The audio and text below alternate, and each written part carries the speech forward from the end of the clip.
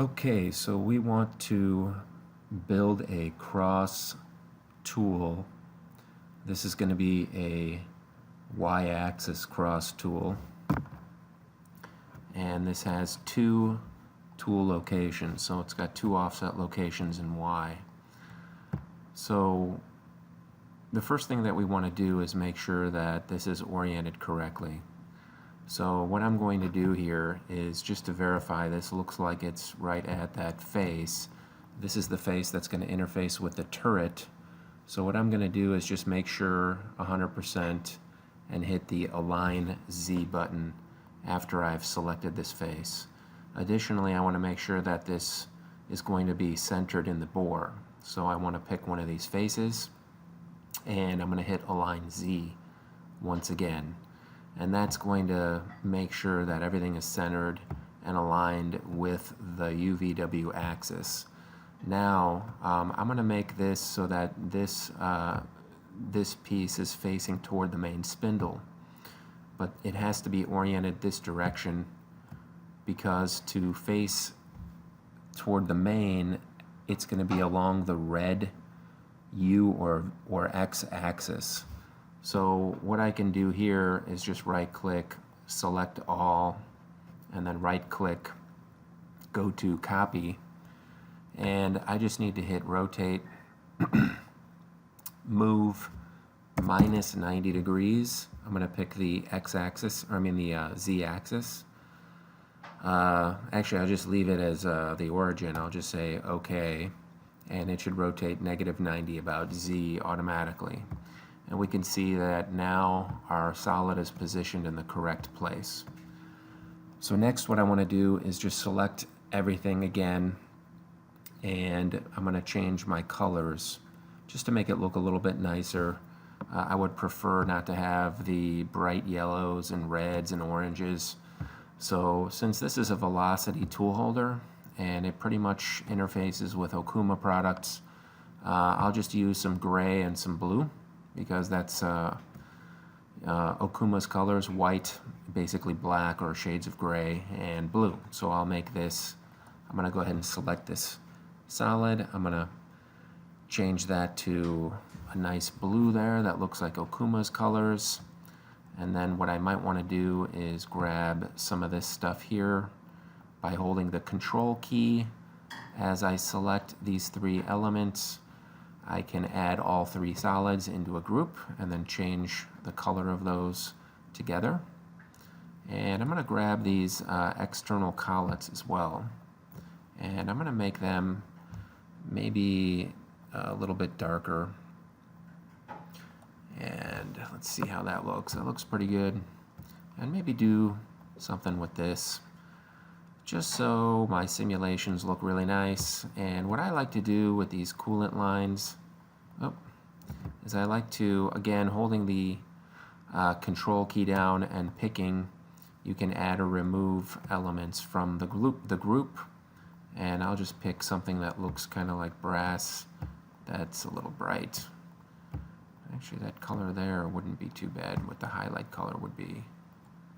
So what I'll do is pick something a little bit darker, like this one. Looks a little bit better. And now I have two milling spindles. So to create a milling spindle in the holder itself, we are going to, so the tool, just to kind of back up a step, the tool needs to be oriented along the milling spindle, and that's going to have the blue arrow facing up into the holder. So our UVW axis is already oriented in the correct orientation. So all I need to do is move it for each one. So what I'm going to do is set the one that's, I guess, closest to the operator as tool number 1. So I'll do that one first. So I'll click on Translate, and that's under the Home, and you can select from the drop down arrow one of these selections. I'm going to pick Translate, and as I move my mouse, I'm going to move it to where it highlights that face, this face here, and is snapped at the center. And when I digitize, my UVW is going to translate to that point. So once I have that located, I'm going to go ahead and create a new work plane called TSA_1. TSA stands for Tool, Spindle, Axis. And then I'm going to basically do the same thing here. I'm going to just make sure I have that selected in the right spot. And I'm going to call this TSA_2. And once I've saved that, and I've done everything that I wanted, I can save the file. But the first thing I want to do is just make sure that, you know, these are pretty detailed solid models. So what I'm going to do is just kind of get rid of some of the things that I don't need. We're never going to see this that's up in the turret, so I'm just going to get rid of those solids because it just adds unnecessary file size. And if I add a bunch of these to my turret and each one of them has an extra megabyte worth of solids, then you know you got 12 of these. There's no reason for that to be in the model because it's hidden anyway. So now that I've cleaned up some of the unnecessary solids, I'm going to go ahead and go to File, Save As, and select the file type of holder file GDML, and I'm going to save it to where all of my stuff is saved right now. Okay, so let's verify this and make sure that we did things correctly. So I'll go to the machine setup, and I'm going to pick an Okuma product, the LB. That's what this holder is supposed to fit, LB 3000. And let's kind of zoom into this turret here, and I'll turn off some of the machine components, and I'm going to go to Tool Assemblies, right click, Add Adaptive Item. I'm going to pick, this is the one that I just made. I'm going to say Open.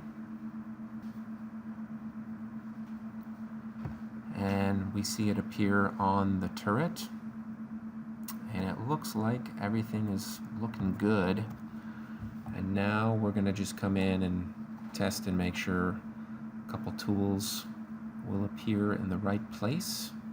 So we'll make one tool, and then we'll make another tool. And actually, before I do this, I'm going to hit cancel. So we see this end mill. If I drag the end mill, we can put it on 1 or 2. And then if I create another one, let's say I want to do a drill, we see that drill appear on the open station, and everything looks good. There we have it.